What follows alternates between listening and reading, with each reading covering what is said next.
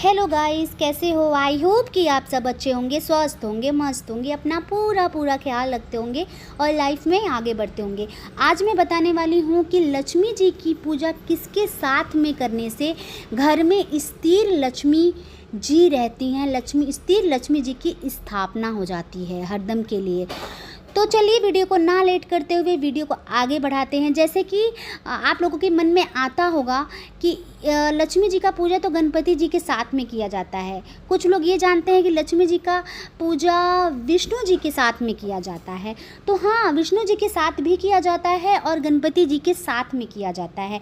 विष्णु जी के साथ में इसलिए किया जाता है क्योंकि उनकी वो पत्नी है, इसलिए विष्णु जी के साथ में उनका पूजा किया जाता है। और गणपति जी के लिए गणपति जी के साथ उनका पूजा इसलिए किया जाता है क्योंकि लक्ष्मी जी उनकी काकी लगती हैं, मतलब जी काकी मतलब चाची लगती हैं। हाँ, तो इसलिए उनके साथ पूजा किया जाता है। उनके साथ वरदान मिला है कि अगर गणपति जी के साथ में विष्णु जी की पूजा मतलब लक्ष्मी जी का साथ में पूजा किया जाए तो लक्ष्मी जी अति खुश होती हैं, क्योंकि उनको अपना पूरी तरीके से बेटा मानती हैं और उनके साथ उनको आशीर्वाद दिया था कि तुम्हारे साथ मेरी पूजा की जाएगी, तभी मेरी पूजा पूर्ण होगी। ठीक है, कहीं ना कहीं विष्णु जी के साथ पूजा करने के लिए लक्ष्मी जी के साथ पूजा करनी चाहिए, लेकिन उन दोनों के साथ में पैर दबाते हुए जो मूर्ति है वो रखते हैं और उसकी पूजा की जाती है। ठीक है, तो जहाँ विष्णु जी हैं वहाँ लक्ष्मी जी हैं। ठीक है, और जहाँ लक्ष्मी जी हैं वहाँ गणपति जी हैं। ठीक है, तो लक्ष्मी जी का पूजा आपको स्थिर लक्ष्मी अगर आपको घर में लाना है, स्थिरता बनाए रखना है घर में, तो आपको किन के साथ में इनकी पूजा करनी है। तो चलिए आज मैं उस टॉपिक पे बात करूँगी और बताऊँगी कि कैसे पूजा करनी चाहिए, किसके साथ करनी चाहिए और किस मंत्र का जप करके उनको पूजा किया जाएगा और आवाहन किया जाएगा, कैसे बुलाया जाएगा। तो लक्ष्मी जी की पूजा करने के लिए चलिए मैं आपको बता देती हूँ कि कैसे पूजा करनी है। तो वीडियो को ना लेट करते हुए वीडियो को आगे बढ़ाते हैं। जो लोग मेरे चैनल को सब्सक्राइब नहीं किए, मेरे चैनल को जाके सब्सक्राइब कीजिए, लाइक कीजिए और ज़्यादा से ज़्यादा शेयर कीजिए, ताकि मेरा नया नोटिफिकेशन यानी कि मेरा नया वीडियो जो मैं हर रोज़ आप लोगों को देती हूँ वो आप लोगों को आसानी से मिल जाए। ठीक है, जैसे कि लक्ष्मी जी, कुबेर जी और भूदेवी की पूजा एक साथ करने के लिए पहले पूजा स्थल को साफ करना चाहिए। ठीक है, कौन कौन से देवी देवताओं को मैंने बताया है? लक्ष्मी जी, कुबेर जी और भूदेवी। तो अगर इन तीनों का आप साथ में पूजा करते हैं तो आपके घर में स्थिरता बनी रहती है, लक्ष्मी जी की स्थिरता बनी रहती है। ठीक है, तो चलिए थोड़ा सा और मैं इस टॉपिक में बात करती हूँ कि कैसे पूजा करनी है, इनकी क्या करना है, पूजा विधि क्या है, किस तरीके से पूजा करनी है। ठीक है, थोड़ा सा अलग है लेकिन बहुत अच्छे से मैं बताऊंगी आप लोगों को कि पूजा कैसे करनी है। ठीक है, तो जैसे कि पहले पूजा स्थल को साफ कर ले और एक चौकी पर लाल कपड़ा बिछाए।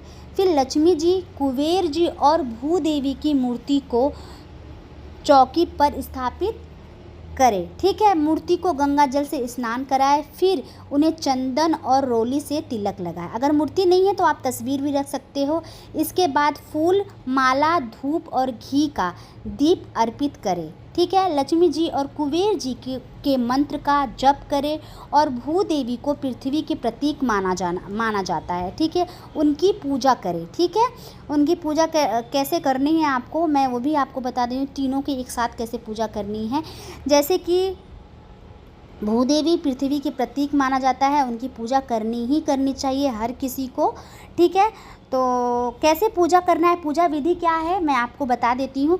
पूजा स्थल की तैयारी कैसे करनी है, पूजा स्थान को साफ करें और एक चौकी पर लाल कपड़ा बिछाए शुक्रवार के दिन। ठीक है, जैसे कि मूर्ति को स्थापना करें, मतलब मूर्ति या तस्वीर की स्थापना करें जिसमें होंगे लक्ष्मी जी, कुबेर जी और भूदेवी, तीनों की मूर्तियाँ चौकी पे रखी जाएगी। ठीक है, मूर्तियों को शुद्धिकरण करें, मूर्ति को गंगा जल से स्नान कराएं और फिर उन्हें चंदन रोली से तिलक लगाएं। ठीक है, फिर अर्पण क्या करना है, सादा सिंपल सा चीज़ चढ़ाना है उनको। फूल, माला, धूप और घी का दीप अर्पित करना है। ठीक है, मंत्रों का जप करें, लक्ष्मी जी और कुबेर जी के मंत्रों का जप करें। जैसे कि भूदेवी को पृथ्वी का प्रतीक माना जाता है, उनकी पूजा करना चाहिए, उनकी पूजा अर्चना हर रोज़ करना चाहिए। उनकी पूजा अर्चना करने से भी लक्ष्मी जी खुश होती हैं।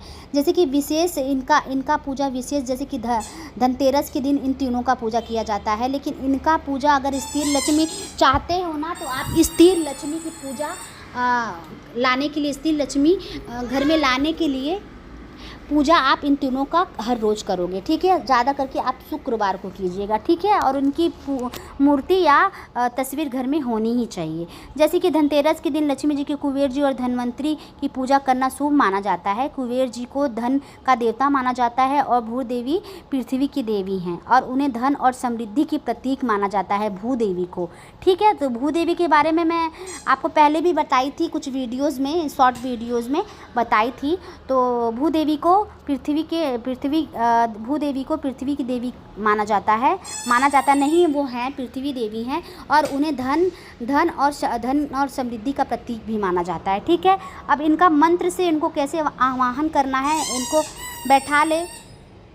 बैठा के इनका आवाहन कैसे करना है। आवाहन जैसे कैसे करना है, जैसे लक्ष्मी जी का मंत्र कैसे करना है। ओम श्रीम ह्रीम क्लीम कमले कमलाए प्रसिद्ध महालक्ष्मी मुझे धन प्रदान करो स्वाहा। ठीक है, ऐसे आपको मतलब दीप जलानी है। घी का दीप जलाना है। घी का दीप जलाने के बाद उसमें आप घी से ऐसे स्वाहा करोगे। स्वाहा करने के बाद फिर कुबेर जी का करेंगे। फिर कुबेर जी के मंत्र कैसे करने हैं। ओम यच्छाय कुबेराय वैष्णवाय धन धान्य समृद्ध में देही दपाए स्वाहा। स्वाहा कैसे करना है, 1 चम्मच घी लेना है, फिर दीपक में स्वाहा करना है। ठीक है, फिर भूदेवी का मंत्र क्या करना है आपको। ओम पृथ्वी देव्याय विघ्नाय सहस्त्र मूर्त्याय धीमहि तन्नो पृथ्वी प्रचोदयात्। हाँ, फिर स्वाहा ऐसे करके दीप में स्वाहा 3 बार कर देना। जो आप दीप रखोगे ना, उसमें ये मंत्र करके उसमें स्वाहा करना है। ठीक है, अब अन्य बातें क्या है मैं आपको बता देती हूँ। जैसे कि पूजा के बाद आरती करें और प्रसाद का वितरण करें। पूजा के दौरान सकारात्मक और शांति मन से पूजा करें। पूजा के बाद घर में दीपक जलाए और शुभ और सकारात्मक ऊर्जा को आमंत्रित करें। ठीक है, ये दीप आप जला दिए हो स्वाहा करके मंत्र बोल के, अब उनको भोग वगैरह लगाए, धूप वगैरह दिखाए। हो सके तो भूदेवी के और लक्ष्मी सहस्त्र का पाठ करें। लक्ष्मी सहस्त्र स्तोत्र का पाठ करें या कनकधारा स्तोत्र का पाठ करें और इन दोनों का पूजा करके दीप वगैरह जला के कनकधारा स्तोत्र का पाठ करें या लक्ष्मी सूक्तम का पाठ करें। पाठ करने के बाद आपको क्या करना है, लास्ट में आरती करना है। आरती करने के बाद पूजा करने के बाद आपको पूरे घर में दीप दिखाना है। मतलब आरती करने के बाद आरती दिखानी है। दिखाने के बाद आपको प्रसाद ग्रहण करना है और घर वालों को देना है। ठीक है, और पूजा हो जाने के बाद माता लक्ष्मी से क्षमा मांगे कि हे माँ लक्ष्मी, हे भूदेवी माँ, हे कुबेर महाराज, आज मैं आप तीनों की पूजा की हूँ। आप लोगों को आगमन आप कीजिए मेरे घर में, मेरे पूजा मंदिर में स्थिरता रूप से। हे माँ लक्ष्मी, आप मेरे घर में स्थिरता रूप से आ जाइए। हाँ, और जो भी मुझसे त्रुटि हुई हो पूजा में, जो भी गलती हुई हो, और वो मुझे माफ़ कीजिएगा। ठीक है, ऐसा करके, और जो उनके साथ में जो शक्तियाँ आए हैं, आप लोगों के साथ में जो शक्तियाँ आए हैं, उनके लिए भी अगर कोई भी मैं गलती की हूँ, उसके लिए जो त्रुटि की उसके लिए मुझे माफ़ कीजिएगा। ठीक है, ऐसा करके आप हाथ जोड़िएगा।